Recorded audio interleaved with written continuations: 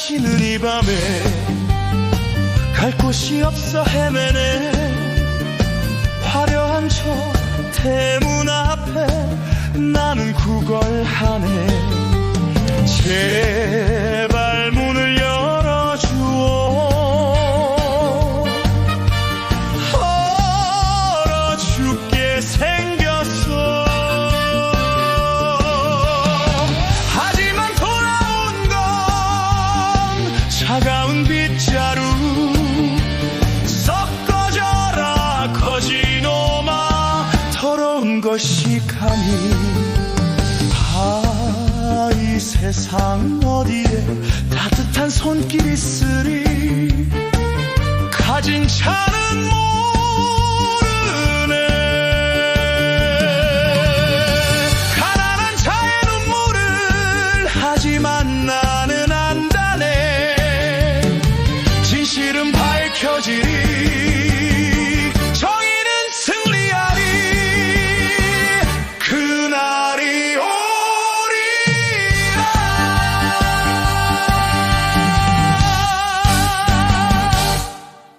저놈을 당장 끌어내라.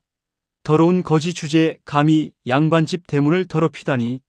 한겨울 눈보라치는 밤, 남루한 옷을 걸친 한 남자가 대갓집 문전에서 개처럼 쫓겨납니다. 하지만 이 남자의 정체는 조선 제1의 권력자 암행어사였습니다. 그리고 그 집의 주인은 백성들의 고혈을 빨아먹는 악질 탐관오리. 오늘 밤 이 집에서 벌어질 일은 조선 역사상 가장 통쾌한 복수극이 될 것입니다. 영상 시작 전에 구독과 좋아요, 알림 설정, 댓글까지 부탁합니다. 영상 제작에 큰 힘이 됩니다. 자, 그럼 지금부터 이야기를 시작합니다. 조선시대 전라도 어느 고을, 겨울의 매서운 추위가 뼈를 애는 음력 12월이었습니다. 이 고을에는 악명 높은 사또가 하나 있었으니 바로 김득창이라는 자였죠. 그는 부임한 지 2년 만에 백성들을 거덜내고 자신의 창고만 가득 채웠습니다. 세금을 2배로 걷고 환곡을 3배로 받아냈으며 뇌물을 내지 않으면 억울한 죄인을 만들어 가산을 몰수했습니다. 백성들의 한탄 소리가 하늘을 찔렀고 마침내 그 소문은 한양 궁궐까지 들어갔습니다. 임금은 진노하여 즉시 암행어사를 파견했으니 그가 바로 이규원이라는 젊은 선비였습니다. 30이 간 넘은 나이에 과거 장원급제를 하고 강직함과 지혜를 겸비한 인물이었죠. 이규원은 한양을 떠나 남쪽으로 내려오면서 철저히 신분을 숨겼습니다. 그는 비단옷을 벗고 누더기를 걸쳤습니다. 갓을 버리고 해진 삿갓을 썼습니다. 양반의 기품을 지운 채 허리를 굽히고 걸었습니다. 며칠을 굶은 것처럼 얼굴을 수척하게 만들고 일부러 흙을 묻혀 더러운 거지 행색을 완성했습니다. 마침내 그 고을에 도착한 날은 눈보라가 몰아치는 밤이었습니다. 이규원은 일부러 김득창 사또의 저택을 찾아갔습니다. 이 추운 날 저 악질 탐관오리가 가난한 백성을 어떻게 대하는지 내 두 눈으로 직접 확인하리라. 그의 마음속에는 이미 분노가 끓어오르고 있었습니다. 사또 저택의 대문은 높고 웅장했습니다. 홍살문이 서 있고 기와집이 줄지어 늘어서 있었죠. 백성들이 굶어 죽는 판에 이 집만은 온갖 사치로 번쩍이었습니다. 이규원은 대문을 두드렸습니다. 누가 계십니까? 이 추운 밤에 얼어 죽게 생겼습니다. 처마 밑에서라도 하룻밤만 재워주시면 은혜를 잊지 않겠습니다. 목소리에는 진심 어린 애원이 담겨 있었습니다. 하지만 나온 것은 자비가 아니라 저주였습니다. 저리 썩 꺼져라. 더러운 거지 놈이 감히 양반집 대문을 더럽히다니. 당장 안 물러나면 매를 맞을 줄 알아라. 문지기는 빗자루를 들고 위협했습니다. 하지만 이규원은 물러서지 않았습니다. 그는 더욱 간곡히 빌었습니다. 제발입니다. 이 눈보라 속에 밤을 새우면 얼어 죽습니다. 곡식 한 톨 구걸하는 것도 아니고 그저 처마 밑 한 자리만 허락해 주십시오. 아무것도 만지지 않겠습니다. 그때 안에서 한 목소리가 들려왔습니다. 바로 김득창 사또였습니다. 무슨 소란이냐? 한밤중에 개 짖는 소리가 들리는구나. 사또 날이 거지놈 하나가 집 앞에서 애걸하고 있습니다. 거지라고? 내 집 대문 앞에 거지가 얼어 죽으면 재수 없으니 저리 쫓아내지 못할까. 이규호는 모든 것을 눈과 귀에 담았습니다. 백성이 얼어 죽는 것보다 자신의 재수를 걱정하는 탐관오리의 본색을 그는 쫓겨나는 척하며 천천히 물러났습니다. 하지만 멀리 가지 않았습니다. 저택 뒤편의 행랑채로 몰래 숨어들었습니다. 이곳에서 하룻밤 그들의 민낯을 관찰할 것입니다. 행랑채 처마 밑에 웅크리고 앉은 이규원. 눈보라는 거세게 몰아쳤고 추위는 뼈에 사무쳤습니다. 하지만 그의 눈빛은 날카로웠습니다. 저택 안에서 들려오는 소리에 귀를 기울였습니다. 허허허, 사또 나리, 오늘도 풍년이십니다. 그렇고 말고. 이번 겨울 세금 추가 징수로 쌀 1000석을 더 모았네. 게다가 황국 이자는 어떻습니까? 봄에 빌려준 쌀 한 석에 가을엔 2석을 받아냈으니 이 또한 1000석이 넘습니다. 안채에서는 술상이 벌어지고 있었습니다. 김득창 사또와 그의 측근들, 그리고 인근 양반 몇몇이 모여 잔치를 벌이고 있었던 것입니다. 기생들의 노랫소리가 들렸고 술 따르는 소리가 끊이지 않았습니다. 이규호는 조심스럽게 움직여 안채 뒤쪽 창문 근처로 다가갔습니다. 창호지 틈으로 안을 들여다볼 수 있었습니다. 화려한 촛불 아래 비단 옷을 입은 사또가 기생을 옆에 끼고 웃고 있었습니다. 상에는 온갖 진귀한 음식이 가득했습니다. 어육, 전복, 산삼주, 꽁고기.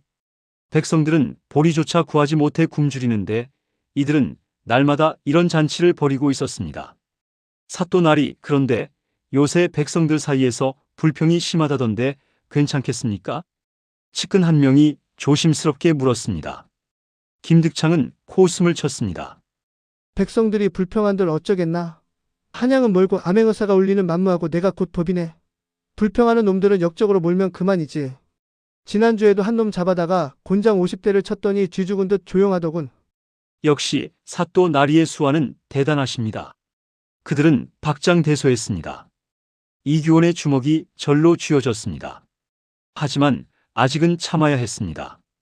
더 많은 증거를 모아야 했습니다. 잠시 후 한 하인이 들어와 보고했습니다. 사또 나리, 이번 달 뇌물 장부를 가져왔습니다. 오, 그래? 어디 보자. 김득창은 장부를 펼쳐 들었습니다. 그리고 하나하나 읽어 내려갔습니다. 이방벼슬 하나에 은 100냥. 송사 하나 무마하는 데 은 50냥. 토지 분쟁 해결에 은 100냥. 이번 달도 재미가 쏠쏠하구만. 사또 나리, 내년 봄에는 환국을 더 늘려볼까요? 백성들에게 이자를 3배로 받으면. 좋은 생각이네. 어차피 갚지 못하면 땅을 빼앗으면 되니까. 그렇게 모은 땅은 내 이름으로 돌리면 되고. 이규호는 모든 대화를 정확히 기억했습니다. 그의 머릿속에는 이미 탄핵 상소문이 작성되고 있었습니다. 하지만 밤은 아직 길었습니다. 자정이 넘어서자 손님들이 하나둘 돌아갔습니다. 김득창은 비틀거리며 안방으로 들어갔습니다. 하인들이 뒷정리를 시작했습니다. 그때 한 늙은 하인이 부엌으로 나왔습니다. 그는 상에 남은 음식들을 보며 혀를 찼습니다. 이 많은 음식을 버리다니. 우리 집 식구들이 이걸 보면 침만 흘리겠구만. 그는 남은 음식을 보자기에 싸기 시작했습니다. 이규호는 조용히 다가가 물었습니다. 영감님, 여기서 일하시는 분이십니까? 늙은 하인은 깜짝 놀라 돌아봤습니다. 거지 차림의 이규원을 보고는 안심한 듯 했습니다. 자네는 누군가? 아까 그 거지인가? 예, 추워서 처마 밑에 숨어 있었습니다. 혹시 남은 음식이라도? 늙은 하인은 한숨을 쉬었습니다. 그리고는 보자기에 음식 일부를 건넸습니다. 여기 있네. 이것이나 먹게. 이 집은 날마다 이런 음식을 버리지. 백성들은 굶어 죽는데 말이야. 감사합니다. 그런데 사또님은 원래 저런 분이십니까? 이규원의 질문에 늙은 하인은 주변을 살피더니 작은 목소리로 말했습니다. 저 양반은 악마일세. 부임한 이후로 이 고을 백성들이 얼마나 고생하는지 자네는 모를게요. 세금을 2번씩 걷고 없는 죄를 만들어 재산을 빼앗고 딸 예쁘면 강제로 데려가고 하늘이 벌을 내려야 하는데 말이야. 그런 일들의 증거가 있습니까? 증거야 창고에 가득하지. 장부며 문서며 하지만 누가 감히 고발하겠나?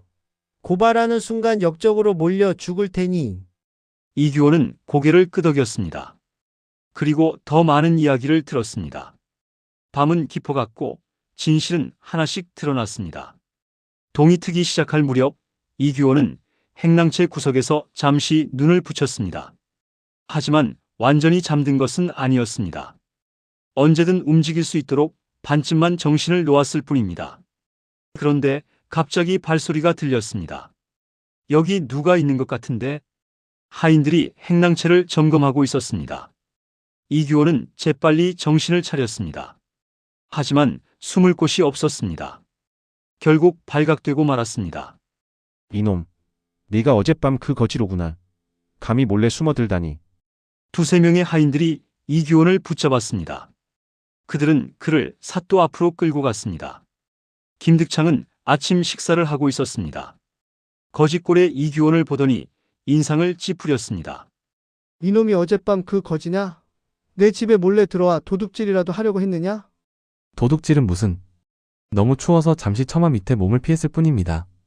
이규호는 여전히 거지 행세를 했습니다. 하지만 김득창의 눈빛이 날카로워졌습니다.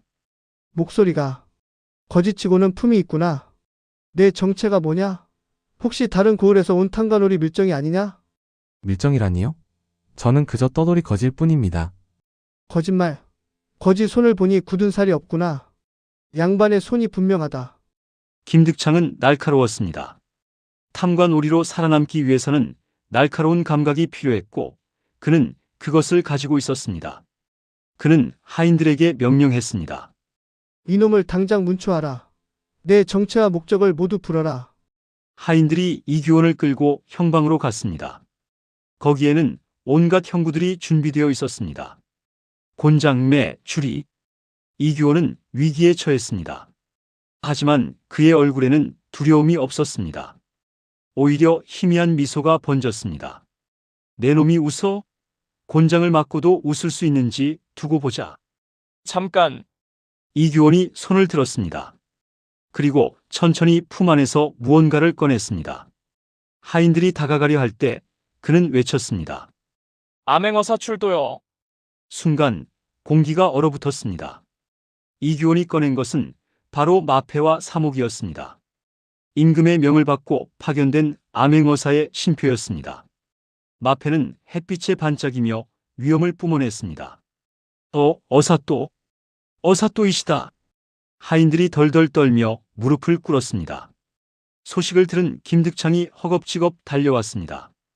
그의 얼굴은 창백해졌습니다. 어제까지 거드름을 피우던 탐관 오리의 모습은 온데간데 없었습니다. 어사또 나으리. 이게 어찌된 일입니까? 소인은 전혀 몰랐습니다. 그는 바로 무릎을 꿇고 이마를 땅에 찧었습니다. 하지만 이규원의 눈빛은 차가웠습니다. 모르긴 뭘 모르나. 내 놈이 지은 죄를 내가 어젯밤 모두 보고 들었느니라. 백성을 수탈하고 뇌물을 받고 황국을 착복하고 무고한 백성을 억울하게 죄인으로 만들고 내 죄목이 10손가락으로도 꼽을 수 없구나. 용서해 주십시오. 죽을 죄를 지었습니다. 김득창은 땅을 치며 애걸했습니다. 하지만 이규원은 단호했습니다. 용서. 네가 백성들에게 용서를 구했더냐? 추운 겨울밤 얼어 죽어가는 거지 하나 재워주지 않은 네가 무슨 낯짝으로 용서를 구하느냐. 그건 소인이 어리석었습니다. 제발 한 번만. 닥쳐라. 내 죄는 이미 하늘에 사무쳤다. 오늘부터 너는 파직되고 전 재산은 몰수되며 한양으로 압송되어 엄한 처벌을 받을 것이다. 이규원은 하인들에게 명령했습니다. 당장 이자를 결박하라. 그리고 창고의 모든 장부와 문서를 압수하라. 부정하게 축적한 재물은 모두 백성들에게 돌려줄 것이다. 소식은 삽시간에 고을 전체로 퍼져나갔습니다. 암행어사가 출도했다는 소문에 백성들이 하나둘 모여들기 시작했습니다. 저택 앞 마당은 순식간에 사람들로 가득 찼습니다. 암행어사 나으리, 제 억울함을 풀어주십시오. 저놈이 제 땅을 빼앗아갔습니다. 저희 딸을 강제로 데려갔습니다. 아버지가 억울한 죄를 뒤집어 쓰고 옥에 갇혔습니다. 백성들의 목소리가 터져나왔습니다. 2년 동안 억눌렸던 한과 분노가 폭발하는 순간이었습니다. 이규호는 마당에 자리를 마련하고 앉았습니다. 그리고 하나하나 백성들의 하소연을 들었습니다. 첫 번째로 나온 것은 나이 많은 농부였습니다. 나으리 소인은 대대로 이 땅에서 농사를 지어온 농부입니다. 그런데 작년에 저 김득창이라는 자가 억지로 빚을 씌우고 제 땅을 빼앗아 갔습니다. 문서도 없이 그저 자기 이름으로 만들어버렸습니다. 이규호는 고개를 끄덕이고 서기에게 기록하라 명했습니다. 그리고 김득창에게 물었습니다. 사실이냐? 그건 김득창은 말을 얼버무렸습니다. 이규호는 창고에서 압수한 장부를 펼쳤습니다. 거기에는 명백히 불법으로 토지를 빼앗은 기록이 있었습니다. 증거가 분명하구나. 이 땅은 원주인에게 돌려주어라. 감사합니다. 감사합니다. 농부는 눈물을 흘리며 절을 했습니다. 다음은 중년 여인이 나섰습니다. 나으리, 제 딸이 저놈의 첩으로 끌려갔습니다. 농사 짓느라 세금을 하루 늦게 냈다는 이유로. 여인은 목이 메어 말을 잇지 못했습니다. 이규원의 얼굴이 굳어졌습니다. 내 딸이 어디 있느냐? 저기 있습니다. 안채 있던 젊은 여인이 끌려 나왔습니다. 그녀는 화려한 옷을 입고 있었지만 얼굴에는 슬픔이 가득했습니다. 어머니를 보자 눈물을 터뜨렸습니다.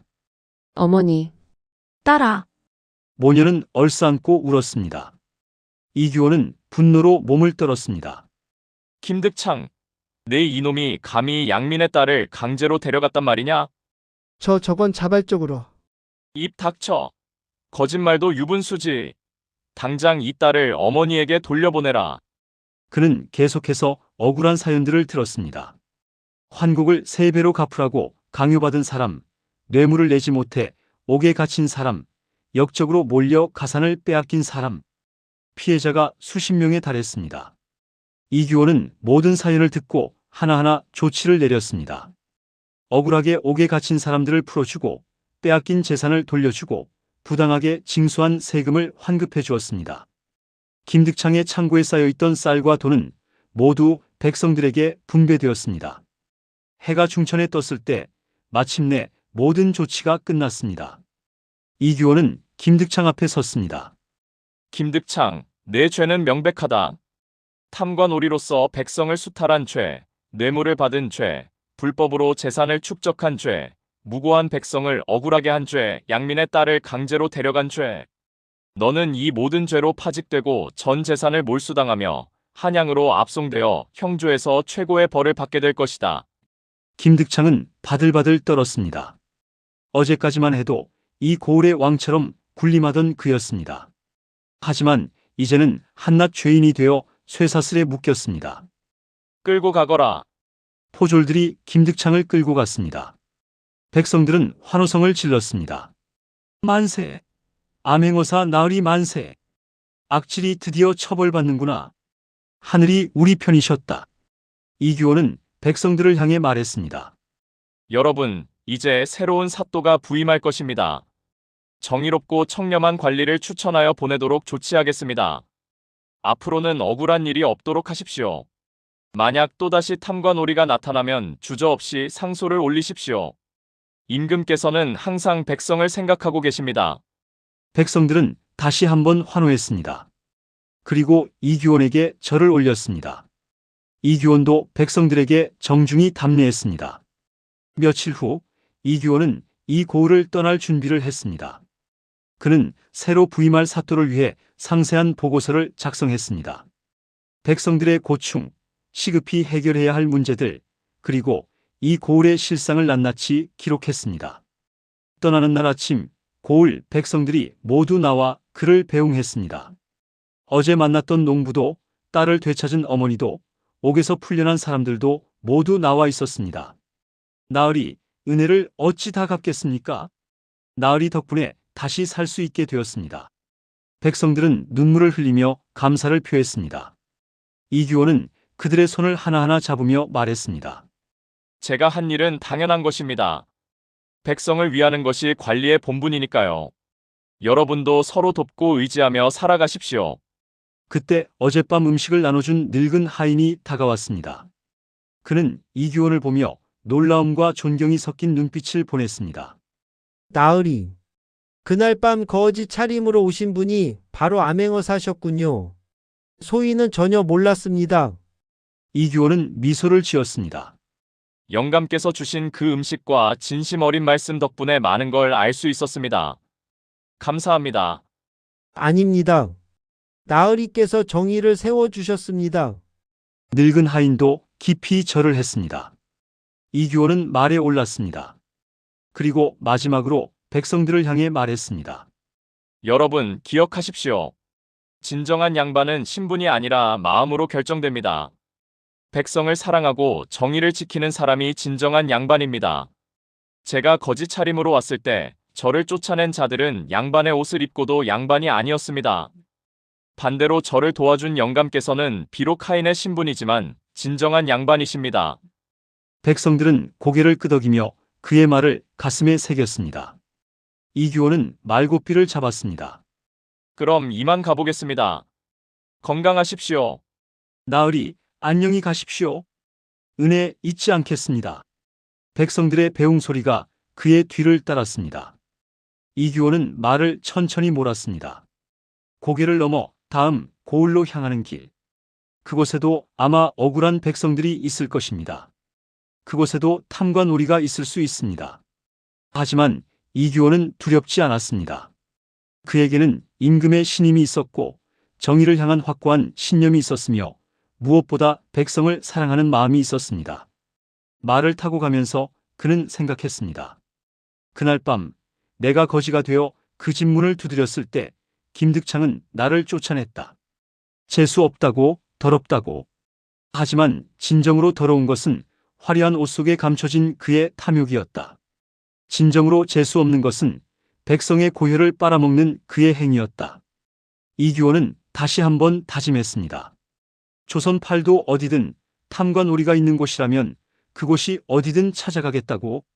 그리고 정의를 세우고 백성을 구하겠다고. 말발굽 소리가 아침 공기를 가르며 울려 퍼졌습니다.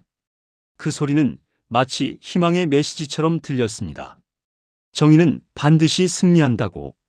악은 언젠가 반드시 처벌받는다고. 한편 한양으로 압송된 김득창은 형주에서 엄한 신문을 받았습니다. 모든 죄가 밝혀졌고 그는 유배형에 처해졌습니다. 그의 재산은 모두 몰수되어 백성들에게 돌아갔고 그의 가족들도 관직을 영원히 잃었습니다. 그 소식을 들은 전국의 탐관 오리들은 덜덜 떨었습니다. 언제 어디서 암행어사가 나타날지 모른다는 두려움의 말입니다. 그리고 그 두려움은 백성들에게는 희망이 되었습니다. 이규원이 떠난 그 고을에는 곧 새로운 사또가 부임했습니다. 이규원이 추천한 청렴하고 정의로운 관리였습니다. 그는 부임하자마자 백성들을 만나고 그들의 이야기를 들었습니다. 그리고 이규원이 남긴 보고서를 읽으며 이 고을을 다시 일으켜 세우기 시작했습니다. 세금은 합리적으로 조정되었고 환곡은 공정하게 운영되었으며 억울한 송사는 모두 바로잡혔습니다. 백성들의 얼굴에 다시 웃음이 돌아왔습니다. 그해 봄, 고을 사람들은 작은 비석을 세웠습니다. 거기에는 이렇게 적혀 있었습니다. 거짓 차림으로 오신 암행어사 이규원 나으리의 은혜를 기리며 정의는 신분을 가리지 않고 진실은 가장 낮은 곳에서 발견된다. 그 비석은 오랫동안 고을 사람들에게 교훈을 주었습니다. 사람을 겉모습으로 판단하지 말라고. 진정한 가치는 내면에 있다고. 그리고 정의는 반드시 승리한다고. 이규원은 그 후로도 수년간 암행어사로 활동하며 전국 곳곳에서 탐관 오리를 처벌하고 백성을 구했습니다. 그의 이름은 전설이 되었고 그의 이야기는 대대로 전해져 내려왔습니다. 특히 거지로 위장한 암행어사 이야기는 가장 유명한 일화로 남았습니다. 추운 겨울밤 거지 한 명을 쫓아낸 탐관 오리가 다음날 그 거지가 암행어사였음을 알고 무너지는 이야기. 그것은 단순한 복수극이 아니었습니다. 그것은 정의에 대한 믿음이었고 백성을 향한 사랑이었으며 진실은 언젠가 드러난다는 희망의 메시지였습니다. 그날 밤 문전에서 쫓겨난 거지. 그는 모든 것을 보고 있었습니다. 다음 날 아침 그 거지는 암행어사가 되어 돌아왔습니다. 마패를 꺼내 들고 외쳤습니다. 암행어사 출도요. 탐관오리는 무너졌고 백성들은 환호했습니다. 정의는 승리했습니다. 이것이 바로 조선시대 가장 통쾌한 복수극, 거지로 위장한 암행어사의 이야기입니다. 여러분, 사람은 겉모습이 아니라 내면으로 판단해야 합니다. 그리고 정의는 반드시 승리합니다. 오늘 영상이 재미있으셨다면 좋아요와 구독 부탁드립니다. 다음에도 더 재미있는 역사 이야기로 찾아뵙겠습니다.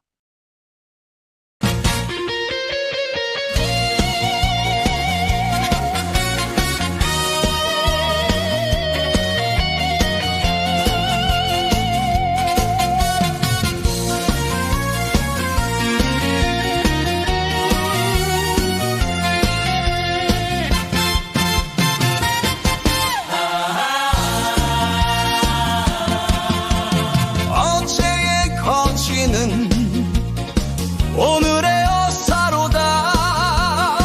마패를 꺼내 들고 외치노라. 암행어사 출도. 떨리는 탐관오리 무릎 꿇고 빌어도 정의의 칼날은 이미 내려졌다네. 백성들의 눈물이 하늘을 울렸고 하늘은 나를 보내 악을 심판케 했네. 이제 나는 떠나네. 탐고을 향해서 어디든 악이 있다면 나는 가리라. 거지의 옷을 입고 진실을 찾으리. 정의는 반드시 승리하리라. 사람을 겉으로 보지 말라. 진실은 마음